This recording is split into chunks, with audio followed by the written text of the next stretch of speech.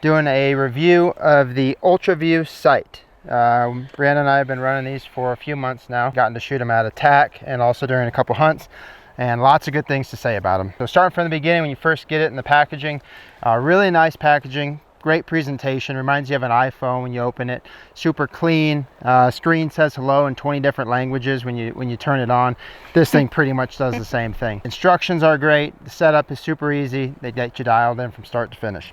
It also comes with that beautiful zippered hard case box. In the event that I traveled somewhere and needed to swap the sight between different bows or anything like that, you put it back in that case, keeps it protected, and is good for travel and storage. Yeah. Once you get it on and you need to get it sighted in, you use a setup tape, calibration tape. You just affix that on one side. It's got two sides to where you can put the sight tape, basically inside and outside. So when I did it, put the calibration tape on the outside. Instructions are super clear as to how to use that calibration tape. Once you get that figured out, you get, I think it's 40 different sight tapes that it comes with, numbered 1 through 40. That calibration tape helps you figure out which sight tape to at least start with. It'll get you close. We used number 15 for my bow, and it was right the first try. I think yours was right the first try as well. So again, the instructions and all that setup get you super close. You may have to dial, you know, a number up or down, but you can get pretty close on the first tee. Not a lot of videos on lefties with these sights, and some people, I think if you're a righty, you would think it is strange, but I'll show you for a lefty, it is not. I love it. It's normal to a lefty. What a righty would think is wrong is normal to me. So Matt, switch like yours as if you were going to slide yours and you're holding it like a normal person. His comes up and down with his lock. So you have to use the lock. I'm a lefty. I'm holding it with my right hand like I would if I'm going to go shoot the bow. So I'm going to go right here and just go like this. And now I can turn her up and down. So I think it's extremely comfortable for a lefty, and you don't got to reach up and over, which I don't think I would like. You're not fighting gravity. You just pop her down, lock her back in place, and spin your dial. The other thing, this is not about lefties, but I think it's fun if you're a color coordinated person. You can take these little rubber grip. You can take it right off, a rubber wheel, and you can change the colors out, so they have a few different options for you. I chose tan to match my limbs and whatnot, but another little aesthetic feature. Aside from that, my next feature would be the light. And I know if you read some comments, people like to comment about the pins being dim without your light, but you got a light. And I think that they're fine.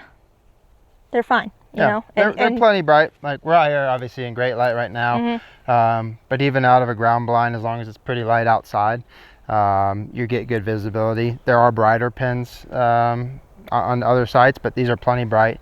In the event that it does get a little dim for you, you do have the light with a dimming option to go up or down with that light. Only negative I'd say about this sight is its price point. It is a pricier sight. But I think that's kind of like you purchase the nice thing once and then all of your extra stuff afterwards is not near as pricey. So buy nice or buy twice, that's my motto. If you want, you can take out, we run a 3-pin with a attack pin down at the bottom, but you just take that cartridge right out, you buy a separate cartridge, you could put a 1-pin in, a 2-pin in, whatever you want to use, and then same thing, your light comes right off. So if you're hunting in a state, check your rules and regulations first. But if you're hunting in one that doesn't allow for them, you don't have to change your whole sight off. Just take the light off. Yeah. And then you're Worst case scenario, just take the battery out. And then if you ever got stopped, you'd have, you know, I would think a reasonable response to hunting with a light. So when you look up close at the Ultraview sight, one of the first things you notice, super big adjustment wheel here. Got a nice rubber grip. Pretty easy on this lock on the top to unlock and twist. You can adjust up and down without this being unlocked in the event that you needed to do it quickly and you were, you know, fumbling for that, you had a glove on, whatever the case, but to not wear out the parts. Super smooth, up and down, really fluid motion there. Windage adjustment, shouldn't need to do this except when you're sighting in, but the event that you did. This smaller wheel on the inside here, you pull it out, you can adjust your windage left and right, push it back in, now it's locked, and you don't have to worry about the sight moving left or right. Looking at the pins and the tape inside, Super easy to read sight tape, a nice flat spot with it there. Super visible pins. You got green, gold, green. That corresponds to green, gold, green in the sight housing itself. Super visible here with this white housing on the inside, as well as a really nice level. It's a big level. You don't have to look for it down at the bottom of the housing. It stands out. In addition, this tack pin down here, that's what some people have been calling it, lets you shoot out to even further. So you have indicators for your 3 pins on the tape. That tack pin does not have an indicator on the tape itself.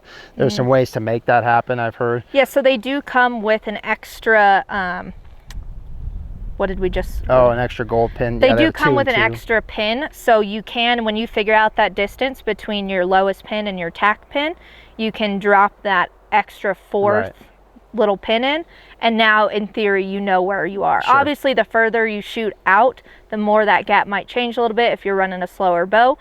But your sight or your sight tape also adjusts for that, so in theory it should be pretty correct. But I do like that they give you a 4th one if you want to add it just for shooting out. You know, you got a 120 bison at tack, you have a nice pin. Thanks to Goose Poppy, helped me set this up.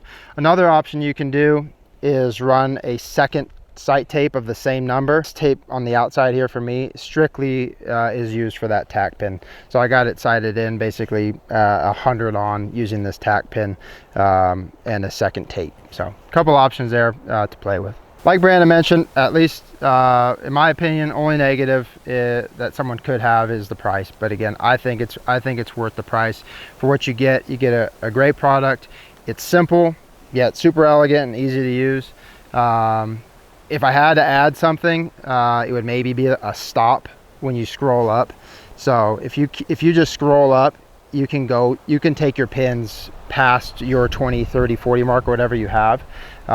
So in the dark, say you just needed to go to what you know is 20, 30, 40, you can't do that. You have to come in here each time when you want to set and view your tape. Yep, but easy fix to that. So to me, it's like we could all call it a negative, but you go to JQ3 Designs, they've made a stop for the Ultraview slider. It costs like $5. Don't quote me on the price, but it's pretty low, maybe $10. And you just slap it right on there. Perfect. And it stops it. So yep, you pay an extra $5, but to get all the other stuff that you get in a sight, and then you got to pay $5 for a stopper, I think is well worth it. So having a slider that works like this one does, where you still have 3 pins, so you can set, I run mine at 20, 30, 40 is how I have my pins gapped right now. After that, when I slide, I'll use that middle pin. It's the fixed pin in the housing. The 2 greens are adjustable. So to me, that gold one is the most accurate that I have. I use that as long as I can throw the sight down and then switch to my other pins. But having that for tack, super easy. Obviously you just slide to whatever yardage you use, or some other 3D sight.